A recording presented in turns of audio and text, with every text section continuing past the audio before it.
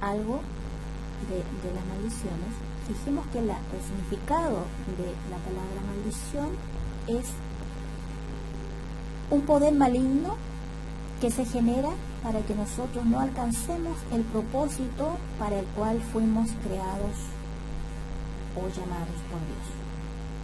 Es un poder maligno que se genera para que nosotros no alcancemos el propósito para el cual fuimos creados por Dios. Y dijimos también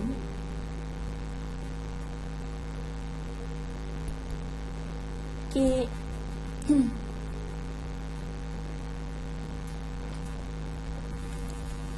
hay más de un tipo de maldición. La Biblia habla de 3 fuentes de maldición por las que provienen, ¿cierto? 3 fuentes. La primera fuente es Dios, y de esa es la que queremos de alguna manera hacer hincapié hoy día. Génesis, por ejemplo, 3:14,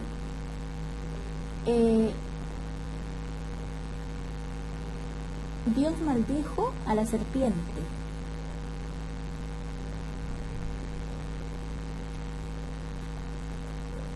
En esta cita, declaró Dios una maldición sobre la serpiente. Vamos de ahí a volver a Deuteronomio 28, pero vamos a leer esta cita de Génesis 3.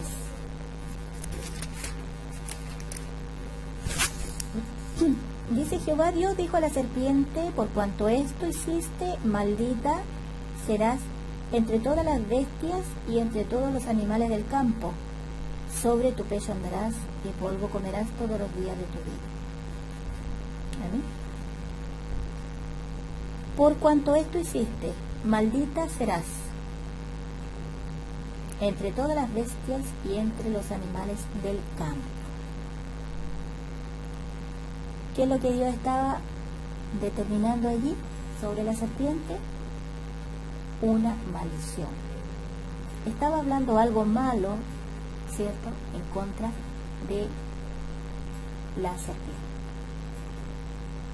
De hecho, la palabra maldición en sí es hablar algo malo acerca de alguien o contra alguien.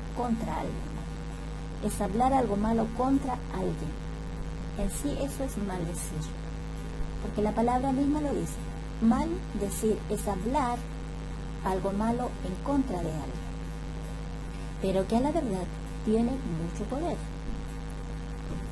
En el verso 17 también de Génesis encontramos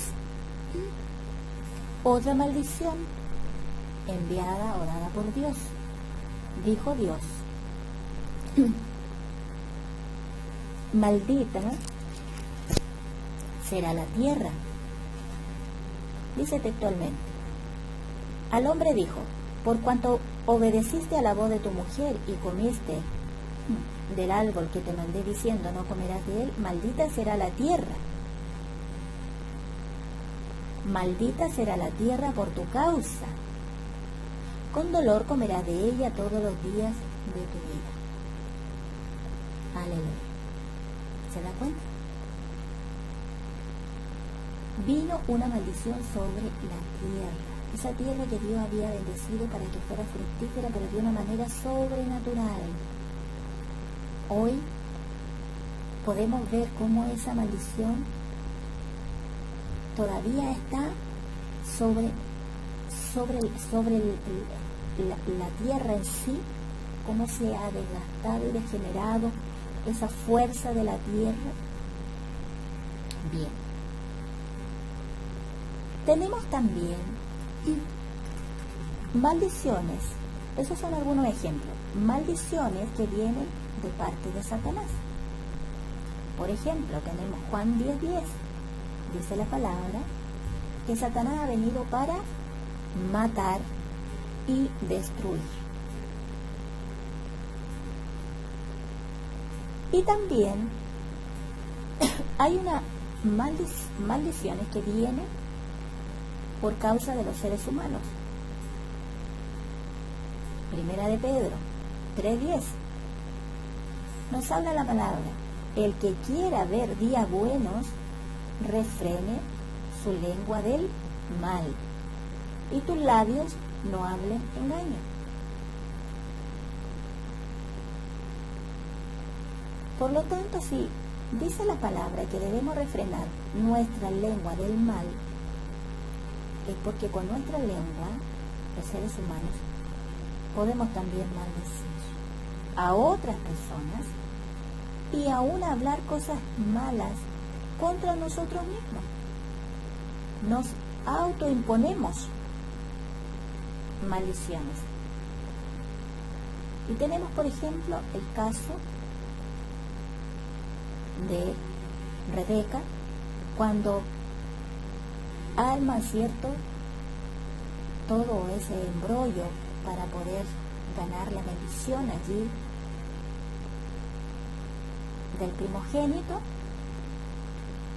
y cierto, el hijo le dice, conociendo que lo que iban a hacer era malo, él dice, esto está mal, va a venir Dios sobre mí y quizás ¿qué me va a hacer? Dios no se va a agradar de él. Pero ¿cuál fue la respuesta de Rebeca, la respuesta de su madre? Le dijo que la maldición caiga sobre mí. Una maldición autoimpuesta. ¿Se da cuenta? Entonces, con nuestra boca podemos hablar buenas cosas, pero también hablar malas cosas contra nosotros mismos y contra otras personas. Y esto acarrea grandes males a la larga para nuestras vidas. Interfieren en el propósito que Dios tiene para nuestras vidas. Muchas veces hemos escuchado continuamente, no es que Dios tiene un propósito y Dios, sea como sea, lo va a cumplir contigo.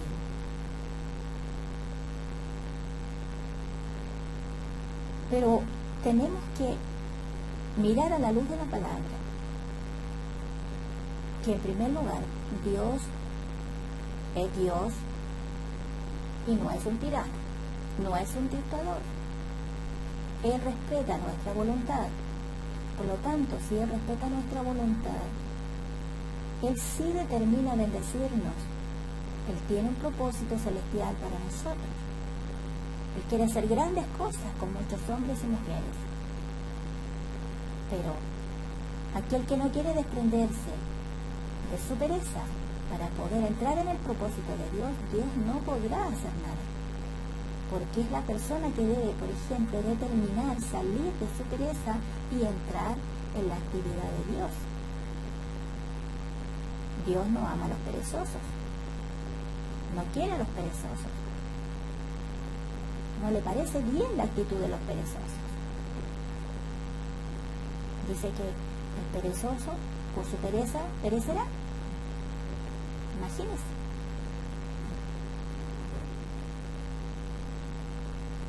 Y hay unas palabras hebreas que tienen que ver con estas maldiciones. Fíjese usted, tenemos la palabra ahor, y esta maldición opera en los aires. ¿Y sabe lo que hace esta maldición que opera en los aires? Priva a las personas para que no entiendan la Biblia. Ciega la mente, vela el entendimiento. Mateo 13, por ejemplo, verso 19, dice, cuando alguno oye la palabra del reino y no la entiende. ¿Se da cuenta? Cómo hay en el ambiente espiritual invisible, moviéndose en este reino espiritual invisible de tinieblas, operando estas maldiciones para impedirnos llegar a cumplir el propósito que Dios tiene con nosotros. Dios quiere que usted lea la Biblia, porque sabe que solamente al leer la Biblia usted tendrá conocimiento de Dios, del carácter de Dios, podrá relacionarse con Dios solamente a través de su palabra.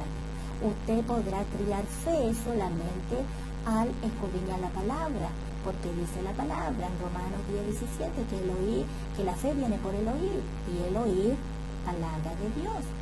Entonces, ¿Dios quiere que usted lea la Biblia? Claro que quiere que lea la Biblia.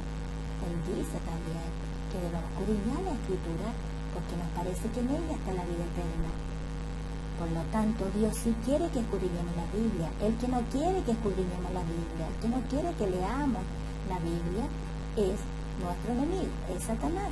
Y él tiene servidores operando en el aire, ¿cierto? Y aprovechando todas estas maldiciones para que vengan en contra del propósito de Dios. Si es, por lo tanto, la mente, vela el entendimiento, para que no entiendan. Cuando alguno oye la palabra del reino y no la entiende.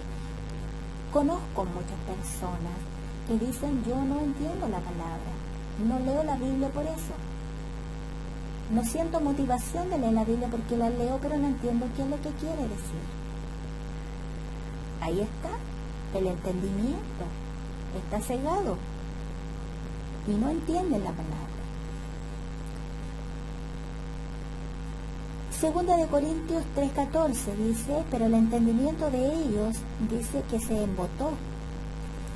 Y vamos a leerla también. Segunda de Corintios 3:14, que el entendimiento del pueblo judío se había embotado, o sea, ya ellos no lograban comprender ni entender, y por eso ellos no recibieron al Mesías. No le pudieron recibir porque su entendimiento estaba cegado, estaba cerrado,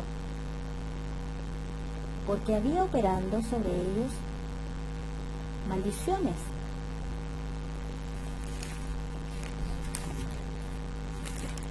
Aleluya. Dice: si permaneciera la obra de alguno,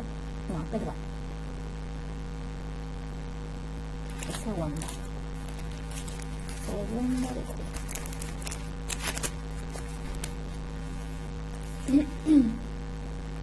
pero el entendimiento de ellos se embotó, porque hasta el día de hoy, cuando leen el Antiguo Pacto, les queda el mismo velo no descubierto, el cual por Cristo es quitado.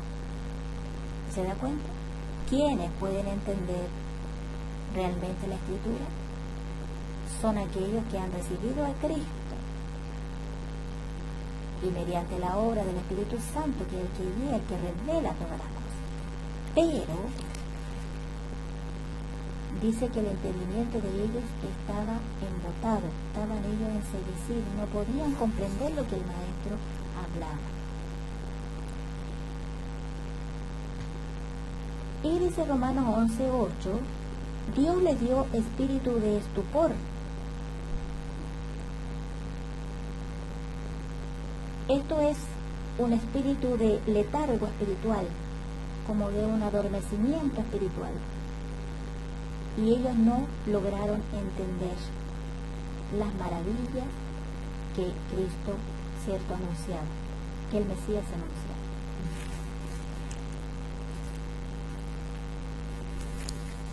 Creo que es un tiempo donde debemos, a la luz de la palabra, con la palabra del Señor, pedirle a Él, sobre todo en este tiempo, revelación.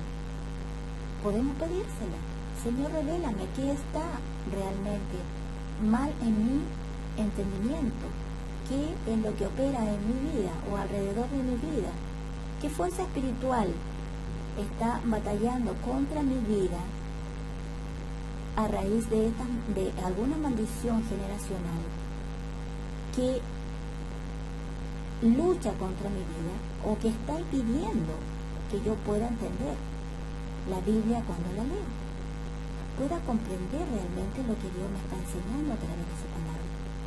Hay gente que ni siquiera logra retener lo que escucha a un predicador. Y eso es algo que realmente es real, sucede. Yo conozco gente hermosa y maravillosa que se esfuerza, que está ahí, sirviendo al Señor. Pero tiene grandes problemáticas en algunos aspectos de su vida. Y cuando uno conversa más a fondo con ellos, cuando logra ministrarlos más a fondo, llegar más a fondo en su vida íntima, uno se da cuenta y se encuentra con esta realidad. Ellos testifican: no leo la Biblia porque yo no logro entenderla. Es más, dice, nos han dicho algunas personas, yo escucho al predicador, todo lindo, bonito, pero yo salgo de la puerta de la iglesia para afuera y me olvida todo, no recuerdo absolutamente nada. Y digo, en mi casa me pueden preguntar algo relacionado con el mensaje y no lo recuerdo. ¿Cómo puede crecer una ovejita? ¿Cómo puede crecer?